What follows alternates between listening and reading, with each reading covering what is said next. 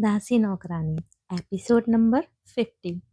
वेद ने मिस्ट्री से सवाल किया तो मिस्ट्री ने अपना सिर नीचे कर लिया। वेद ने फिर सवाल किया, बोलो तुमने उसे क्यों नहीं बताया तुम मेरी वाइफ हो? तुमने मोहित को भी नहीं बताया था। वेद के इतना पूछने पर मिस्ट्री हिचकिचाते हुए बोली, मालिक, हमारी भले शादी हुई है, पर ये आप भी जानते हैं और मैं भी, ये शादी बस दादी के लिए हुई है। मैं जहाँ से आती हूँ वहाँ लड़कियों की शादी नहीं होती है। मेरी हुई, लेकिन मुझे कोई उम्मीद नहीं है। शादी कर लेने से क्या होता है?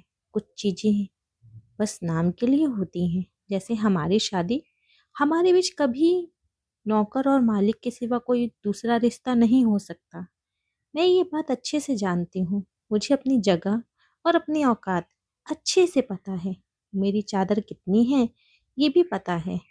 तो मैं अपने पैर चादर के अंदर रखना चाहती हूँ। मुझे इतने अच्छे मालिक मिले, मैं इसी में भगवान से धन्यवाद करती हूँ। और किसी चीज़ की इच्छा नहीं है। मैं एक नौकरानी हूँ और हमेशा वही रहूँगी।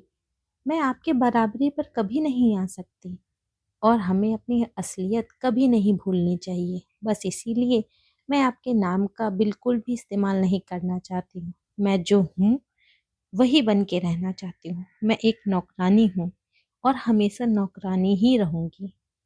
मिश्री की बातें वेद को कुछ अच्छी नहीं लगी। मिश्री उसका नाम अपने साथ नहीं जोड़ना चाहती है। हालांकि वो ये भी समझ रहा था, मिश्री के लिए ये बहुत बड़ी बात है कि उसकी शादी हुई है। वो कोई उम्मीद नहीं लगाना चाहती इस शादी से जिससे बाद में उसे तकलीफ हो। पर वेद को अब कुछ चुभ सा रहा था, इसीलिए वो बोला, पर मैं चाहता हूँ तुम बोलो, तुम मेरी वाइफ हो। मिश्री सिर उठा के वेद को देखने लगी।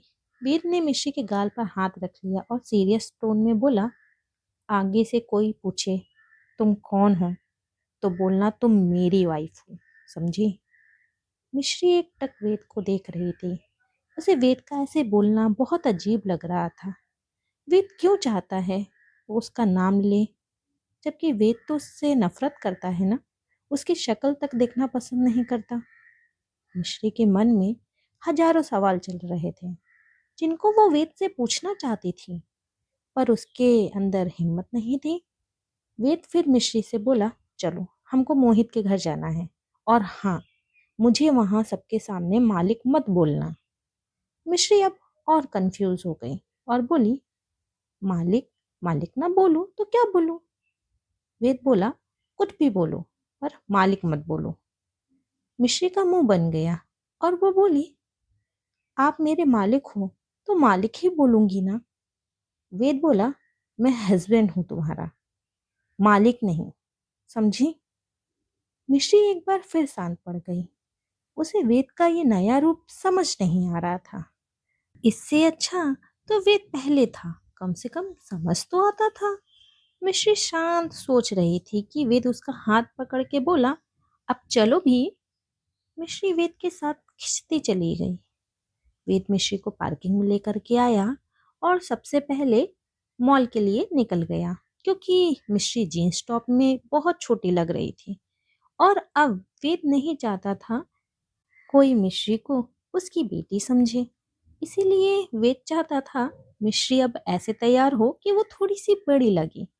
इसलिए वो मिश्री को मॉल लेकर के जा रहा था ताकि वहां से कुछ उसके लिए खरीद सके। और फिर उस समय वो गुस्से में मिश्री के लिए बाकी कपड़े भी तो नहीं ले पाया था, वो भी तो लेने थे। वेद ने जल्द ही गाड़ी मॉल के बाहर रोकी। मिश्री एक बार फिर पूछ बैठी, मालिक, हम यहाँ क्यों आए हैं? वेद थोड़ा चिढ़ के बोला, अभी समझाया था ना मालिक मत बोलना। मिश्री का मुंह बन गया। फिर वो कुछ सोच के बोली, साहब, हम यहाँ क्यों आए हैं? वेद अब गुस्से में मिश्री को देखने लगा तो मिश्री घबरा गई और अपना सर नीचे करके बोली, अब आप ही मुझे बता दीजिए मैं क्या बोलूं। वेद बोला, तुम मेरा नाम ले सकती हो। मिश्री की आंखें फैल गईं और वो बड़ी बड़ी आंखों से वेद को देखने लगी। वेद मिश्री को देख के बोला, ऐसे आंखें बड़े करने की जरूरत नहीं है, चलो अब। बोल के वेद गाड़ी से बाहर आ गया और मिश्री को भी बाहर निकाला और उसे सीधा एक लेडीज शॉप के अंदर लेकर आ गया और सेल्स गर्ल से कुछ बात करने लगा। सेल्स गर्ल वेद की बात सुन के बोली, यस सर, मिल जाएगा, कुछ पीस है हमारे पास, हम लेके आते हैं। बोल के वो सेल्स गर्ल्स वहां से चली गई। मिश्री शांति से खड़ी सब देख रही थी, पर उसे कुछ समझ नहीं आ रहा था। जल्द ही सेल्स गर्ल 4 से 5 रेडी टू वियर साड़ी के सेट लेके आई। वेद उन साड़ियों में से एक साड़ी पसंद करके बोला, इसका बिल कर दीजिए।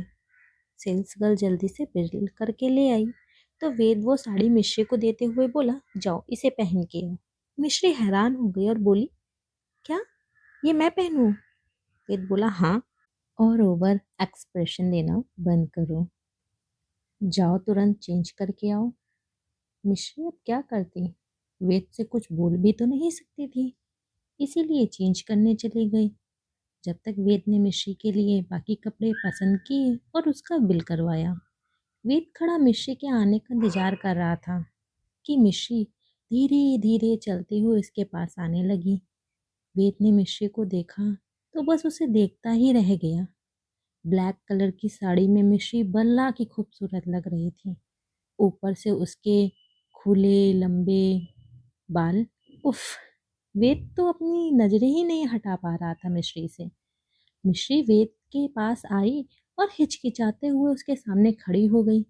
मिश्री ने पहली बार साड़ी पहनी थी, इसलिए वो थोड़ी अनकंफर्टेबल थी और कुछ उसे ठंड भी लग रही थी, क्योंकि साड़ी के ऊपर उसने कोई भी गर्म स्वेटर नहीं पहना हुआ था। अपने सामने मिश्री को खड़ा देख के वेद प्यार से उससे बोला, साड़ी में बहुत प्यारी लग रही हो। मिश्री वेद को देखने लगी। वेद की नजरों में आज कुछ अलग था, जिसे देख के मिश्री का दिल धड़क उठा। उसने तुरंत अपनी नजरें वेद से चुरा ली। वेद ने फिर मिश्री को ओवरकोट पहनने को दिया। मिश्री ने जल्दी से ओवरकोट पहन लिया क्योंकि उसे बहुत ठंडा लगता था। वेद फिर उसके हाथ को पकड़ के उसकी उंगलियों में अपनी उंगलियां फंसाते हुए बोला, चलो। मिश्री के शरीर में करंट सा दौड़ गया। ये क्या हो गया है वेद को?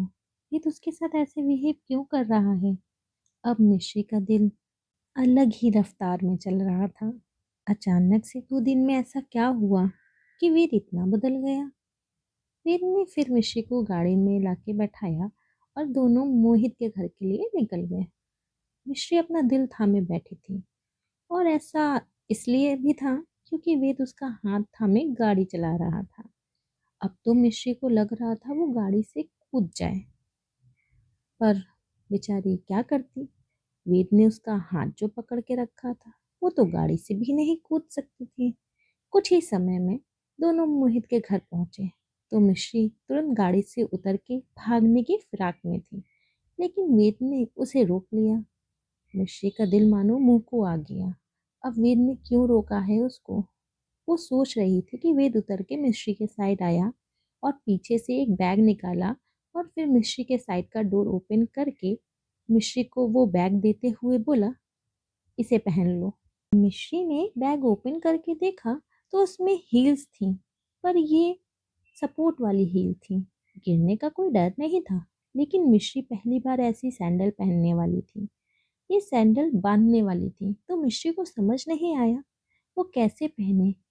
इसीलिए वो वेद से बोली, मालिक मुझे ये कैसे पहनते मुझे नहीं आता, क्या इसको पहनना जरूरी है? वेद मिश्री को देखने लगा। वेद मिश्री के लिए ये हाई हील्स इसलिए लाया था ताकि मिश्री कम से कम उसके कंधे तक तो आ सके।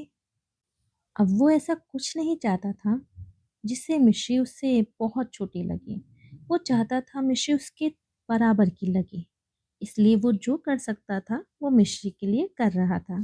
इसीलिए वो मिश्री के लिए हाई हील्स लेके आया था। मिश्री की बात सुन के वेद बोला, हाँ, इसे पहनना बहुत जरूरी है। मिश्री का मुंह उतर गया और वो बोली, पर मुझे नहीं पता इसको कैसे पहनते हैं। वेद कुछ नहीं बोला पर उसने मिश्री को बाजू से पकड़ा और अपनी तरफ घुमा लिया और उसके पैर को उठाने लगा। मिश्री डर गई और बोली, ये आप क्या कर रहे हैं? वेद मिश्री को शांत रहने का इशारा करते हुए बोला, श्श। मिश्री शांत हो गई और वेद को देखने लगी। वेद ने मिश्री के पैर से उसकी पहनी हुई सैंडल निकाली और उसका पैर अपने पैर पर रख लिया और उसे नई वाली सैंडल पहनाने लगा। मिश्री की जान मुंह को आ गई। उसका मुंह हैरानी से खुल गया। मालिक उसे सैंडल पहना रहे हैं, उसके पैरों को हाथ लगा रहे हैं। ये तो मिश्री के लिए किसी 8वें अजूबे जैसा था। क्या होगा आगे? क्या मोड़ लेगी दोनों की जिंदगी? क्या दोनों एक दूसरे के प्यार को समझ पाएंगे? जानने के लिए सुनते रहिए ये कहानी।